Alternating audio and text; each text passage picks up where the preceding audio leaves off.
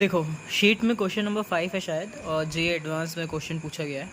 तो उस क्वेश्चन को सॉल्व करने से पहले तुम्हें की कॉन्सेप्ट पता चलना चाहिए कि उस क्वेश्चन में एक्चुअल में कौन से कॉन्सेप्ट के ऊपर वो क्वेश्चन पूछा गया है। तो वो जो क्वेश्चन है वो सॉल्व होगा लॉ ऑफ मल्टीपल प्रोपोर्शन से।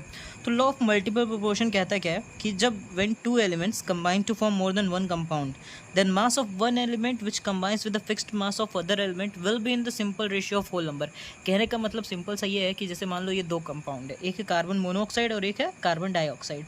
तो कार्बन मोनोऑक्साइड में जो कार्बन है वो 1 है और ऑक्सीजन कितना है 1 है।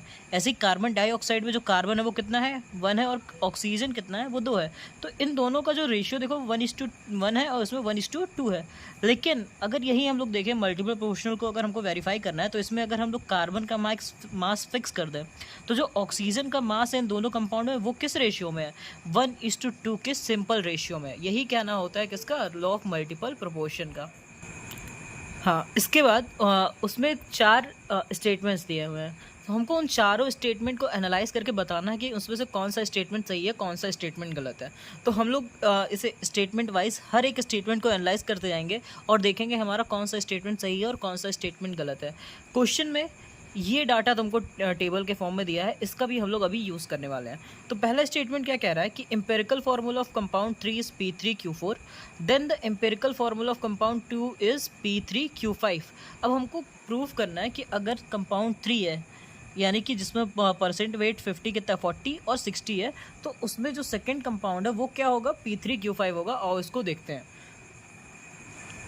अब चूंकि इसमें कॉन्सेप्ट क्या यूज़ होगा मल्टीपल प्रोपोर्शन का, तो देखो पहला एग्जांपल 50-50 का हम लोग वहाँ से लेके स्टार्ट करते हैं। तो परसेंट वेट ऑफ पी जो है वो 50 है और परसेंट वेट ऑफ क्यू जो है वो 50 है। अब हमको इन दोनों में से किसी एक को कांस्टेंट करना पड़ेगा, तभी हमको इसका मास जो है वो सिंपल रेशियो में चाहिए, तभी ये मल्टीपल प्रोपोर्शन को क्या करेगा फॉलो करेगा। तो हमने क्यू का जो मास है वो कॉन्स्टेंट ले लिया है, ठीक, मतलब 50-50-50। अब जब ये 50-50-50 हो गया तो उसके हिसाब से यूनिटरी मेथड हम लोग खेलेंगे और तो इसका परसेंटेज कितना हो जाएगा 44.4 अपॉन में 55.6 इंटू 50। ये वैल्यू जो आएगी वो समथिंग नियर अबाउट आएगी 40 के। तो हमारा percentage of weight of P जो सेकेंड कंपाउंड में होगा वो हो जाएगा 40। अब यही सेम हम लोग यूनिटरी मेथड खेलेंगे इस तीसरे कंपाउंड के लिए। तो इसमें क्या कंपाउंड होगा, इसमें हो जाएगा 40 अपॉन में 60 इंटू 50। ये अप्रॉक्सीमेट इसकी वैल्यू आएगी 33.33 के। तो चलो इसको यहाँ पे फिल कर देते हैं, 33.33 के आसपास की ये वैल्यू आएगी। तो देखो ये हमारा एक नया डाटा हमने मल्टीपल प्रोपोर्शनल से एक निकाल लिया है। अब कंपाउंड 3 को देखते जाओ। कंपाउंड 3 क्या दिया हुआ है P3Q4। इसको हम लोग लिख सकते हैं P3/4 और Q1। अब देखो हमको कंपाउंड 2 क्या है P3Q5। कंपाउंड 2 जो है वो हमारा क्या है P3Q5। तो इसमें हमको Q को हमने क्या किया है कांस्टेंट किया है। तो हमको ये थर्ड कंपाउंड में भी Q की वैल्यू हमको क्या चाहिए 5 चाहिए। तो अब इसको हमको 5 अगर बनाना है थर्ड कंपाउंड को, तो हम क्या करेंगे इस टोटल में 5 से मल्टीप्लाई कर दो। तो जो हमारा कंपाउंड 3 हो है वो बन जाएगा P3/4 इंटू 5 और Q5, that is P15/4 Q5। इतना समझ में आया। अब देखो यहाँ से हम लोग कंपाउंड 3 हमको मिल गया, जिसमें कंपाउंड 3 में P का जो रेशियो है वो 15:4 है और कंपाउंड 2 में जो रेशियो है वो P3 है। तो दोनों का अगर हम लोग रेशियो ले लें कि ratio of P in 3 and 2, तो वो आ जाएगा 3 में कितना है 15/4 और 2 में कितना है 3। तो ये जो रेशियो आ जाएगा वो आ जाएगा लमसम तुम्हारा 5:4 के बराबर, ठीक। और अगर हम जो हमको डाटा दिया है क्वेश्चन के डाटा के हिसाब से जो हमारा रेशियो आना चाहिए वो कितना आना चाहिए, यहाँ से देखो इस डाटा को हमने यहाँ पे ले आया। तो इसके हिसाब से जो P का रेशियो होना चाहिए, यहाँ पे देखो रेशियो ऑफ P जो होना चाहिए वो होना चाहिए 33.33 अपॉन में 40, जो कि कहीं से भी इक्वल नहीं होगा 5/4 के। तो इसलिए हमारा जो पहला स्टेटमेंट है वो क्या हुआ, गलत हो गया। देखो दूसरा स्टेटमेंट क्या है कि empirical formula of compound 3 is P3Q2 and atomic weight of element P is 20 और एटॉमिक वेट हमको Q का दे दिया है 45। तो फिर से एक टेबल बना लो। ये हो गया कंपाउंड, ये हो गया परसेंटेज वेट, और ये हो गया सिंपलेस्ट रेशियो। ऐसे ही तो हम लोग एम्पेरिकल फार्मूला निकालते हैं। तो कंपाउंड है P, यहाँ कंपाउंड है Q। अब परसेंटेज वेट हमको यहाँ से मिल जाएगा, थर्ड कंपाउंड का 40 और Q का जो है वो 60। अब हम लोग परसेंटेज वेट को क्या करते हैं, इसके मोलर मास से डिवाइड करते हैं। तो इसमें देखो दिया गया है P का मोलर मास दिया है 20, तो इसको 20 से डिवाइड कर दो, और इसका मोलर मास दिया है 45, तो ये क्या हो जाएगा 2, और ये हो जाएगा 4/3। अब इसको सिंपलेस्ट रेशियो से डिवाइड कर दो, इसको मतलब 4/3 से, इन दोनों में सबसे छोटा कौन है, 4/3 छोटा होगा, तो 2 को जब 4/3 से डिवाइड करो, 2 डिवाइड बाई 4/3, तो ये हो जाएगा 3/2, और ये हो जाएगा 4/3 अपॉन में 4/3, दैट इज़ 1। तो यहाँ से हमको जो P का जो रेशियो मिल गया, सिंपलेस्ट रेशियो P 3/2 और Q, तो इसको हम लोग कैसा लिख सकते हैं, P3Q2।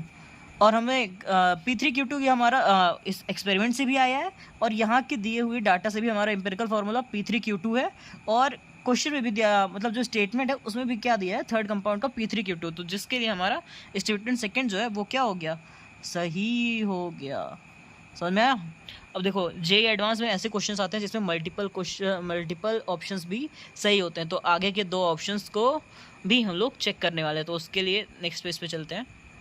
हाँ, तो देखो जो तीसरा स्टेटमेंट है वो कह रहा है कि empirical formula of compound 2 is PQ, और then the empirical formula of compound 1 is P5Q4। तो देखो कंपाउंड 2 की अगर हम लोग बात करें तो ये है PQ, और कंपाउंड 1 हमको क्या दिया है, वो दिया है P5Q4। और हम लोग हमेशा से शुरू से क्या करते आ रहे हैं कि मल्टीपल प्रोपोर्शन को प्रूव करने के लिए हम लोग Q को जो है वो कांस्टेंट लेते आ रहे हैं, Q को क्या कर रहे हैं, कांस्टेंट लेके आ रहे हैं।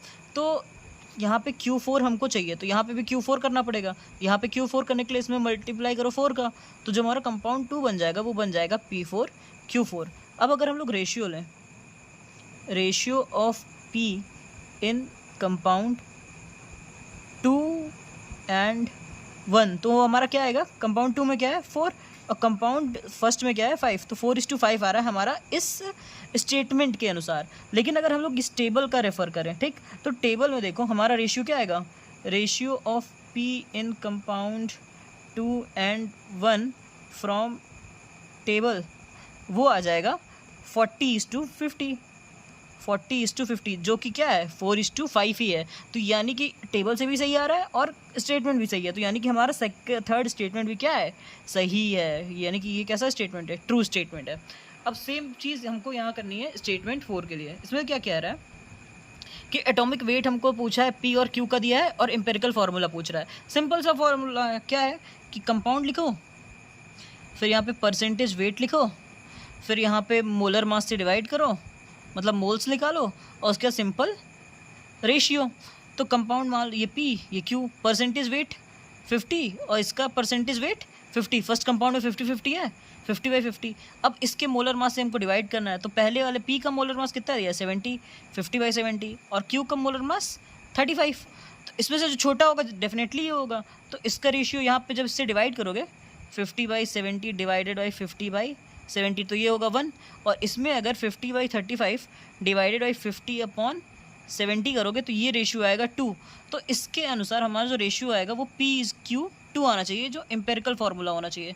समझ में आया। लेकिन बट स्टेटमेंट में देखो कंपाउंड क्या दिया है, P2Q दिया है, और आना क्या चाहिए PQ2, तो इसके लिए हमारा स्टेटमेंट 4 क्या है, गलत है। तो क्वेश्चन का आंसर क्या जाएगा, मतलब हमारा ऑप्शन सेकंड और थर्ड ट्रू, और फर्स्ट और फोर्थ फॉल्स। ये है सॉल्यूशन। तो जे एडवांस लेवल के ऐसे क्वेश्चंस ऐसे ही होते हैं।